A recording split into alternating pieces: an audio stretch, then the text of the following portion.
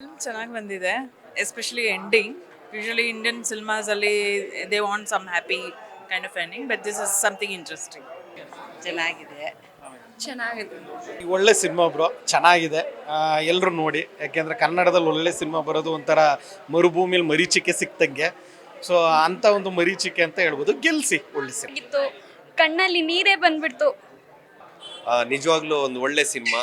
Actually neck to neck heroine ಅಂತ ಹೋಗ್ತಾರೆ. ನಿಜವಾಗ್ಲೂ ಕಂಗ್ರ್ಯಾಚುಲೇಷನ್ ಬ್ರದರ್, ಇದೀಗ ಸೂಕ್ತವಾಗಿದೆ ಈ ಸಿನಿಮಾಕ್ಕೆ ಟೈಟ್ಲು. ತುಂಬ ಖುಷಿ ಆಯಿತು ಸಿನಿಮಾ ನೋಡಿ. ತಮಾಷೆ ಆಗೂ ಇತ್ತು, ಹಾಗೆ ಅಟ್ ದ ಸೇಮ್ ಟೈಮ್ ಒಂದು ಒಳ್ಳೆ ಮೆಸೇಜ್ ಕೂಡ ಇದೆ.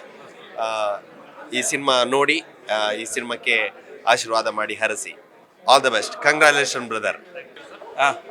ಸರ್, ಫಿಲ್ಮ್ ತುಂಬ ಚೆನ್ನಾಗಿದೆ.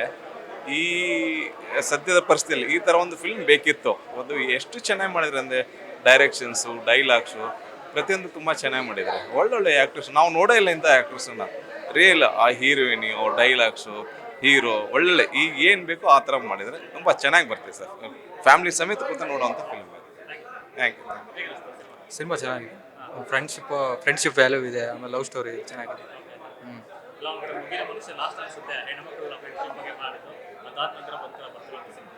ಚೆನ್ನಾಗಿದೆ ಸಿನಿಮಾ. ಫ್ರೆಂಡ್ಶಿಪ್ದು ಸ್ವಲ್ಪ ಚೆನ್ನಾಗಿದೆ.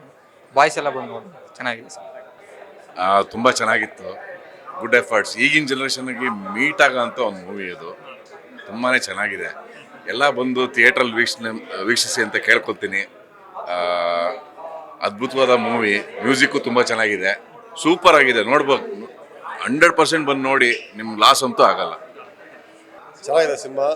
ಆ್ಯಕ್ಚುಲಿ ನಾನು ಒಂದು ಸಿನಿಮಾ ನಿರ್ಮಾಪಕ, ಮರಳಿ ಮನಸ್ಸಾಗಿದೆ ಸಿನಿಮಾ. ಅದು ಚೆನ್ನಾಗಿದೆ. ಫಸ್ಟ್ ಹಾಫ್ ಅಂತೂ ಸಿಕ್ಕಾಪಟ್ಟೆ ಕಾಮಿಡಿ ಇದೆ. ಎಲ್ಲೂ ನಮ್ಮನ್ನು ಬೇರೆ ಕಡೆಗೆ ಮನಸ್ಸನ್ನ ಕಳಿಸಲ್ಲ ಅದು.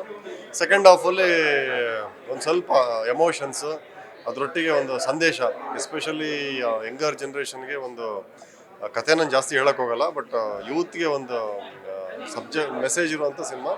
ಬಟ್ ಎಲ್ಲರೂ ನೋಡ್ಬೋದು, ಎಂಟೈರ್ ಫ್ಯಾಮಿಲಿ ನೋಡ್ಬೋದು. ಹೀಗೆ ಇಂದ ಕಂಗ್ರ್ಯಾಚುಲೇಷನ್ಸ್ ಬ್ರದರ್ ಅಂತ ಟೀಮ್ಗೆ ನಾನು ಹೇಳೋಕ್ಕೆ ಇಷ್ಟಪಡ್ತೀನಿ. ಒಳ್ಳೇದಾಗಲಿ ಟೀಮ್ಗೆಲ್ಲ. Okay, thank you.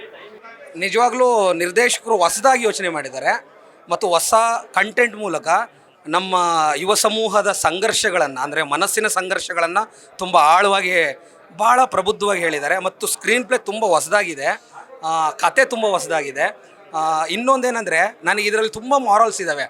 ಅಂದರೆ ರಾಮನಿಗಾಗಿ ಶಬರಿ ಹೇಗೆ ಕಾಯ್ತಾಳೋ, ಒಬ್ಬ ತಂದೆ ತನ್ನ ಮಗನಿಗಾಗಿ ಕಾಯುವ ಒಂದು ಸಂದರ್ಭಗಳು. ಆಮೇಲೆ ಅಲ್ಟಿಮೇಟ್ದಾಗಿ ಸ್ನೇಹ ಮತ್ತು ಪ್ರೀತಿಯ ಒಂದು ಮನಸ್ಸಿನ ಸಂಘರ್ಷವನ್ನು ತುಂಬ ಅಚ್ಚುಕಟ್ಟಾಗಿ ಕಟ್ಕೊಟ್ಟಿದ್ದಾರೆ. ಮತ್ತು ಹೊಸ ಕಂಟೆಂಟು ನಿಜವಾಗ್ಲೂ ಕನ್ನಡಕ್ಕೆ ಭಾಳ ಅದ್ಭುತವಾದಂಥ ಕೊಡುಗೆ ಆಗುತ್ತೆ ಈ ಸಿನಿಮಾ ಅಂತ ನಾನು ಬಯಸ್ತೀನಿ. ಕನ್ನಡಿಗರು ತಪ್ಪದೆ ಥಿಯೇಟ್ರಿಗೆ ಬಂದು ಸಿನಿಮಾ ನೋಡಿ. Congratulation brother, congratulation.